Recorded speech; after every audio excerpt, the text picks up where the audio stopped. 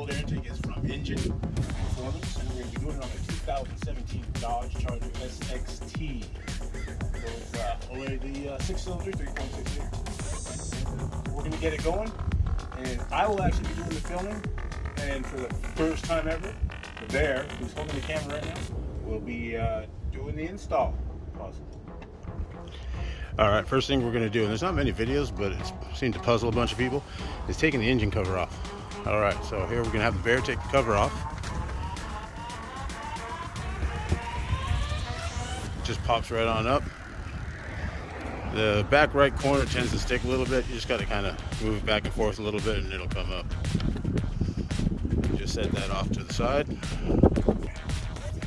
Alright, next step, what he's going to do, he's going to loosen the 8mm nut on the clamp going onto the throttle body.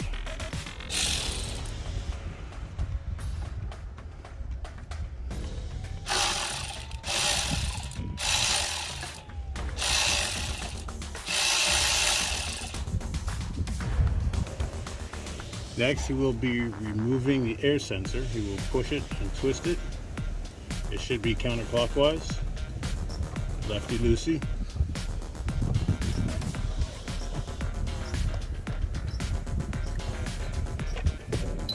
And then to remove the sensor, there's a little button on the end. You got to pinch it and then just pull. On the very edge.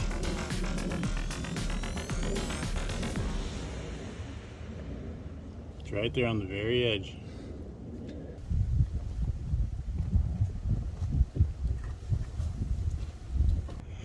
Next, he's going to disconnect the crankcase line from the stock airbox using two hands, one on the airbox and one just to kind of, there you go, manipulate the line off the box. Perfect. Next, he will be loosening the 8mm bolt that is holding the stock airbox in place.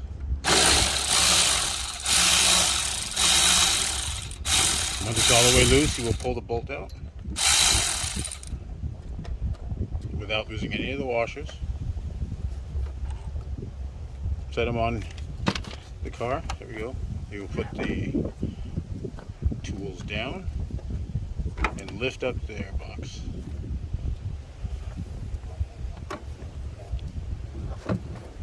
There he goes. And then he will reach over here, and now he's going to take the whole piece out with one swoop. Lift the whole thing up. Mind you, people, this is the first time he has ever worked on a vehicle, and he will carry it over and set it on the ground. Excellent work. Next, he's going to take the 3 1/8 straight hose and put it onto the throttle body and push it all the way until it's snug up against the back. He will then take one clamp and set it on with the nut facing upward so we can tighten it. There we go. After sliding one clamp over the tube, you will tighten that by one hand while holding the clamp with the other hand until it is snug with the fingers, not the whole hand. There you go. Now put it onto the ratchet. And then he will snug it up. Maybe like 2 turns.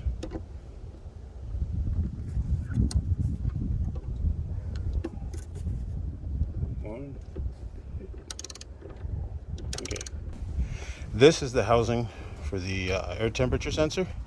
When you take it out, especially on a car like mine that no one's ever removed it, it's going to be a little difficult. So you're going to want to turn it counterclockwise and then just wiggle it out.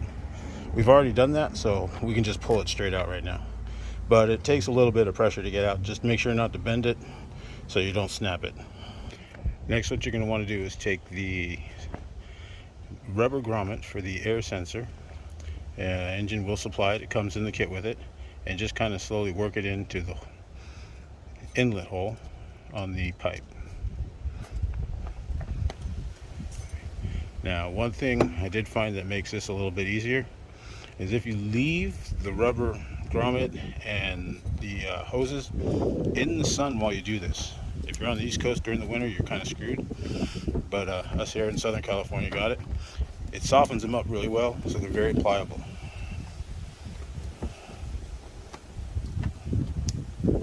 Sometimes a little too pliable, but it gets the job done and it makes it easier.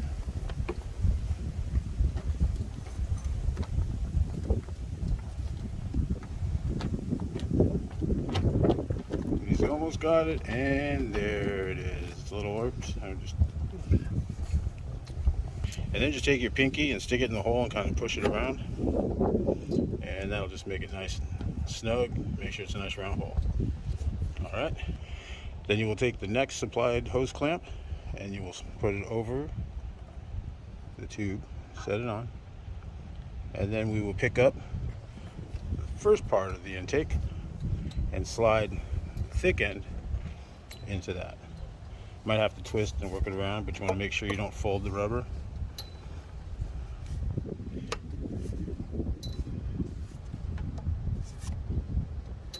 Twist it, push down, make sure it goes all the way in nice and snug until it stops.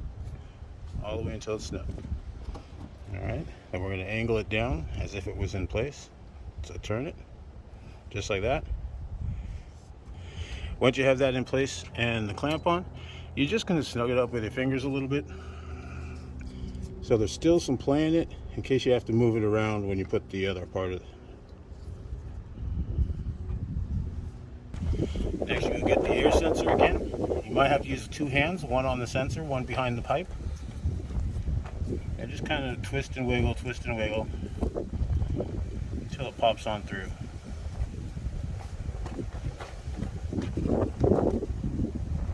It's nice and light. There you go. Don't want to push the grommet through.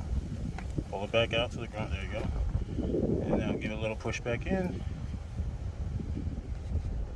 And let's check it out. There it goes. That should be good right there. Next, you're going to take the plug again, push the button, just snap it back on. Make sure it's all the way on, nice and snug. And you're good on that side. Still keeping this nice and loose in case you have to move the tube a little bit back and forth. Next, you will take the other rubber tube, slide it on. You may have to work it a little bit, slide one side on, put it on. You want to get it about halfway down, which is about the middle of the word engine. So you want to check it out right here. You want to feel it.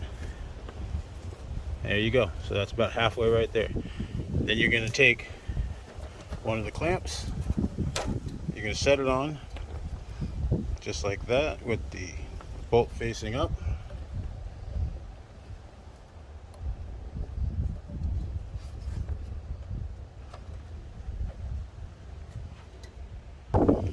You want to make sure the clamp is loose enough to slide on over. You want to keep about 1/8 of an inch from the edge and then tighten it up. Just snug with the proper end of the socket. There it goes. As soon as you feel it grab with your fingers, just give it another little twist. You should be good to go.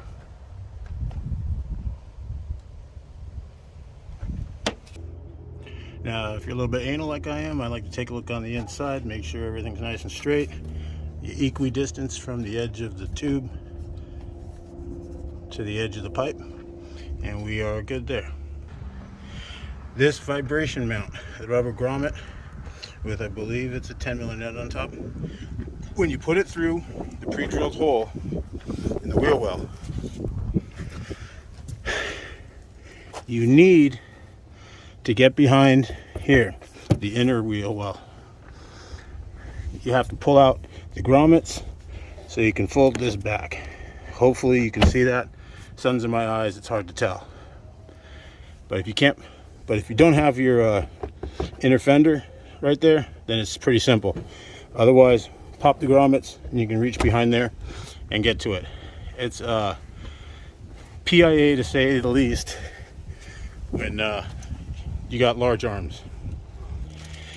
Next, you will remove the vinyl trim that is going to go on the heat shield between the air filter and the engine.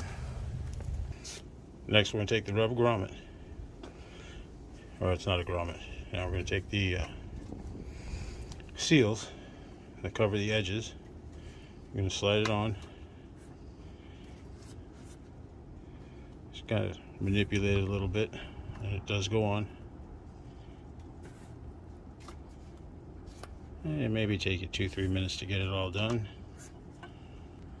Some people, when you get to this point, like to cut it right there at the edge. We're going to give it a shot first of just bending it down and around and see how it goes from there. We will be back with the finished product. So we actually tried to run one piece up and around, but this was a little too long, so we cut it on the either ends. Makes it fit a lot nicer when you cut it.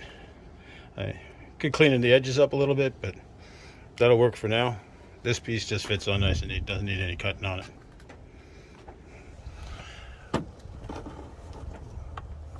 Next, we are installing the heat shield.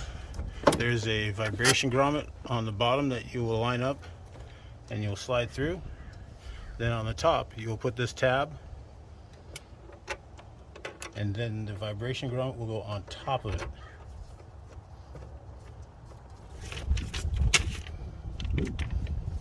Just need to do it snug by hand. We're not going to use any strength. Just as soon as it touches, you stop. There you go. And that's how it sits right now. Then you'll take another hose clamp, slide it over the hose. Make sure it's loose enough that it slides all the way on as far as you can push it. Then you will pick up the second half of the intake, set it down over there, set the bottom in, so it'll be angled upwards on this end, and just kind of twist it back and forth until it pops, and then just push till it stops, so you feel like a metal on metal. Then you will take the clamp, you will line it up with about 1/8 of an inch from the end, and you will tighten it up. You will need one hand to hold the clamp, one hand to hold the tool. You should always know where your tools are before you start doing it. There it is, right there.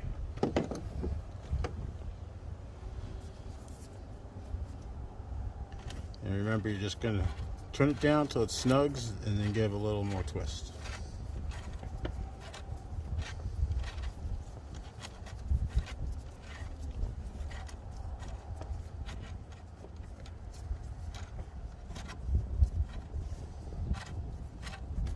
It's always righty-tighty, lefty-loosey.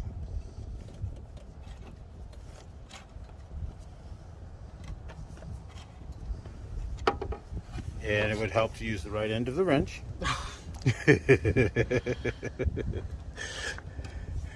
I was waiting for him to notice that. There we go. See, it makes it tighten up a little bit easier. There you go. Excellent work.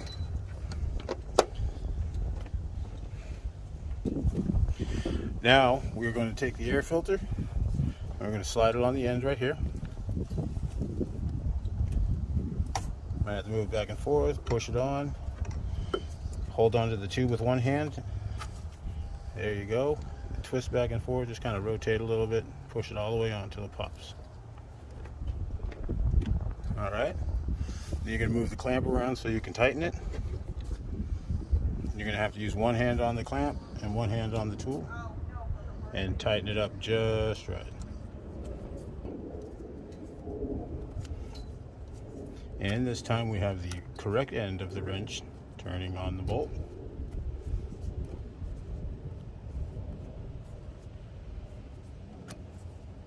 And again, once it's snug, you just give a little extra twist and you're good to go. Now once you have this full setup, everything's down. We already went through, we snugged up the clamps, everything's all set, and we just got to finish tightening up the grommets. So first you will line it up without this yellow jacket bothering us. Sit on a washer, and then you will put the 10mm nut on.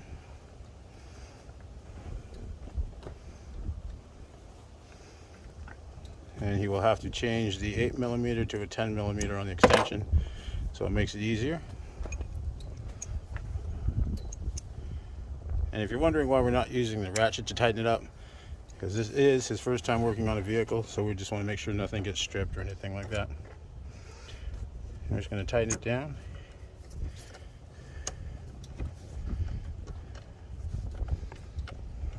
I'm going to slide it right in the middle there. Once it's hand snug, then you're going to grab the ratchet itself.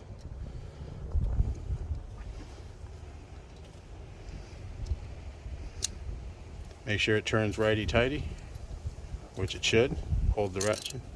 There you go. And just give it a little twist. Hold it. And does it feel snug? And you're good to go. You don't want to over tighten it because you will strip them. Then what I like to do is you put a little saliva on your pinky finger or your fingers. Wet the end of the pipe. I don't like to use grease because grease will keep it slippery for a long time. This way, just keep it nice and wet. Then you're going to take the tube and just kind of work it on, twisting back and forth, rocking it back and forth. Might take a little bit of a pressure.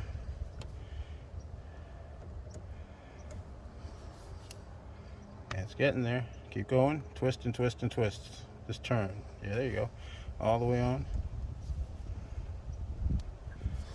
It looks like it's all the way on. Move your hands. That's all the way on. Now you want to turn it. I like to turn it so the bend is upwards. That'll keep it up and away from the other stuff. Engine components. You're going to turn it. And now what you're going to do, take a little bit of self-lubrication again, and you're going to lubricate this tube right here.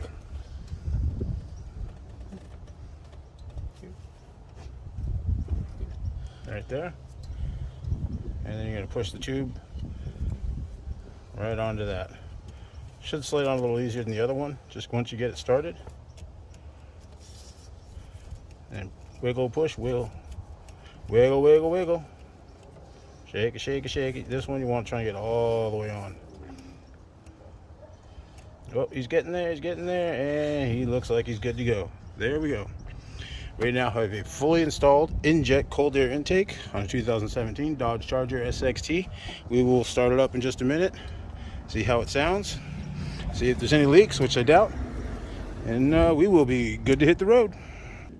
According to the directions, you only needed 3 tools, but due to certain circumstances on our car, we needed the screwdriver just to help pry the breather tube, get it a little loose for the crankcase. And then since we do have the inner wheel well, we needed this to pop the plastic rivets out so we could move the inner wheel well to get to the screw on the vibration grommet. We did use the 10 mil socket, we did use the 8 mil socket, used the color for the vinyl trim. We used the the impact to loosen up the bolts. But since it was the bear's first time, we used the hand ratchet to put things back on, so we did not strip anything. Now we will crank it over, see how it sounds. Keys are already in the car.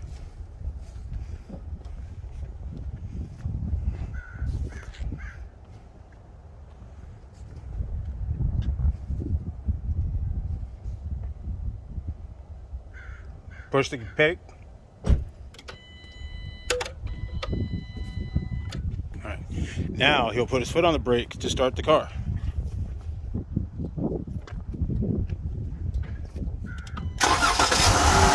we go. Let it idle. All looks good. Pardon the dirt. Weather's been here.